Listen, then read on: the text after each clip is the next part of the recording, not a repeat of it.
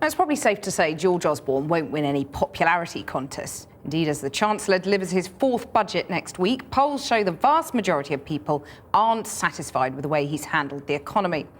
So tonight we begin our special budget coverage with a profile of Mr Osborne by our political correspondent Michael Crick.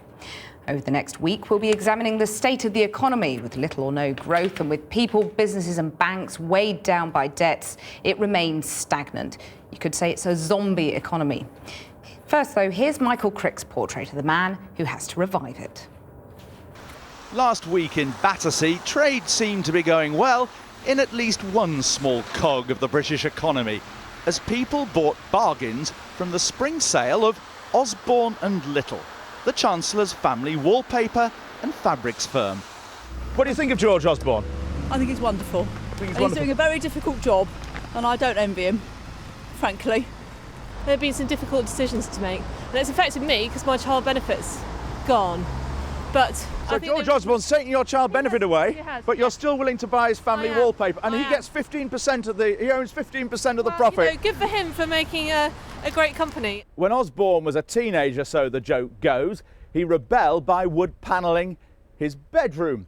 But in fact, the family wallpaper and fabrics business shows he's not the landed Tory toff of caricature. He's always been a much more metropolitan figure who's lived most of his life in London with a touch of bohemia and radicalism in his background. Indeed, George Osborne is a much more complex character than he's made out to be.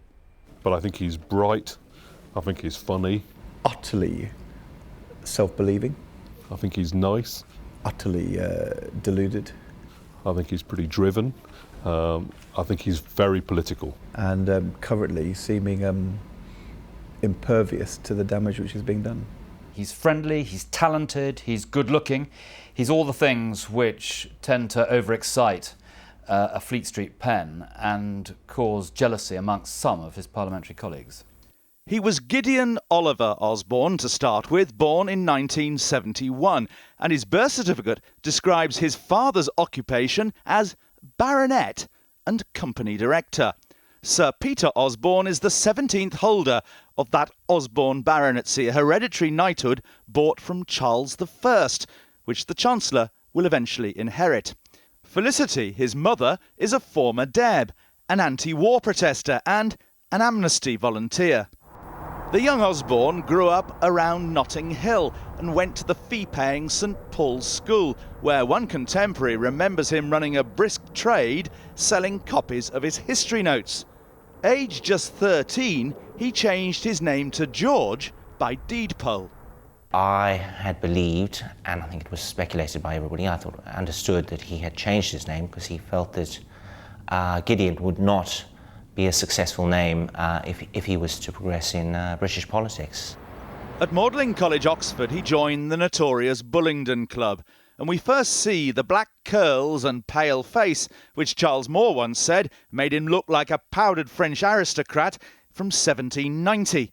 Then, after joining the Conservative Research Department, one of his tasks was to be the Tories' official observer at the Labour conference the year Tony Blair unveiled New Labour. Back as the People's Party. That speech persuaded Osborne the Tories had to modernise too. Definitely in terms of political strategy, that moment with Blair crystallised it, and I think he realised and I realised that the Conservative Party would never return to power until it dealt with what Blair had just done. So it was a moderniser before Cameron, really? Oh, absolutely. And I mean, David Cameron would say himself that he came much later to modernisation than George Osborne, and that their rides from home to the office on bikes were the moment when they used to talk about modernisation, and George really persuaded him of its merits. It's definitely the case that George Osborne was there first. For 8 years now, he's not just held David Cameron's economics brief, but also been his main strategist.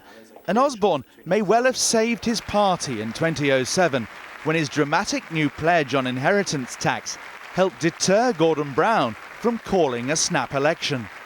The next Conservative government will raise the inheritance tax threshold to £1 million. Well, he's an extremely astute reader of the runes. He has He has very good political antennae for working out what the other side are up to, for seeing the flaws in their case. He understood, which lots of people didn't, that cutting inheritance tax was popular even with lower and middle income earners. Secondly, he is very much of the belief that at big political moments you have to do something dramatic in order to move on the narrative, and he did it there. But Osborne's had dark moments too, such as when he was accused of soliciting funds from a Russian tycoon in Corfu and persuading David Cameron to employ Andy Coulson, the Murdoch editor now accused of phone hacking. Perhaps his lowest point, though, came at last summer's Paralympics, when he was booed by the crowd. That public humiliation came only a few months after last year's highly controversial budget, where he presented higher earners with a cut in the top rate of tax. And several of his other measures, such as the pasty tax, had to be withdrawn or radically changed. Slowly, with each set of disappointing economic figures, the Chancellor looks less and less like David Cameron's natural successor.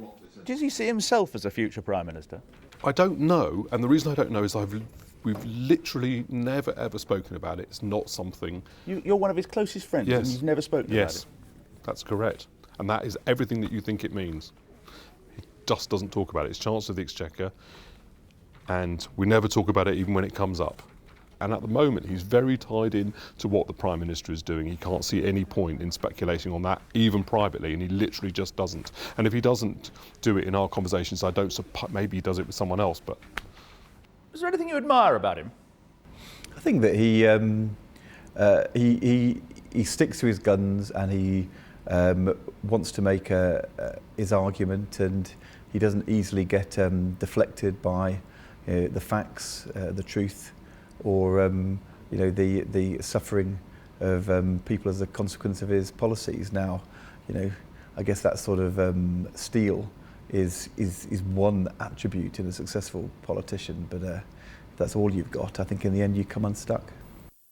George Osborne can't afford to trip up next week. The fortunes of his party, his leader and friend, depend on what he says. And he has little slack to play with.